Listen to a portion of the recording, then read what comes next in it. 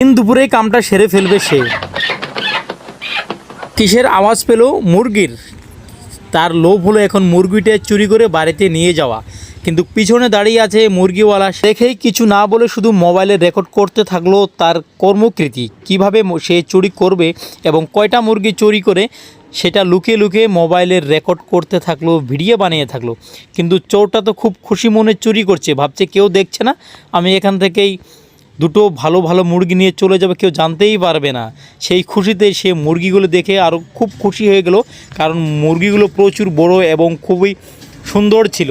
আজকে যে কি অবস্থা করবে এই মুরগি চোরের, সেটা আপনারা লাস্ট পর্যন্ত দেখতে থাকুন। মেয়েটি মোবাইলে ভিডিও সব রেকর্ড করতে থাকে তার কর্মকৃতিগুলো। সে ভাবছে কেউ নেই, এখান থেকে দৌড়ে নিয়ে চলে যাবে। ইতিমধ্যেই সব কিছু মোবাইলে রেকর্ড হয়ে গেছে। ইতিমধ্যেই রেকর্ডটি সে তার গ্রাম অঞ্চল ভাইকে দেখে দিল এবং রাস্তার মাঝে চোরটি ধরে পড়লো দুজনে মিলে।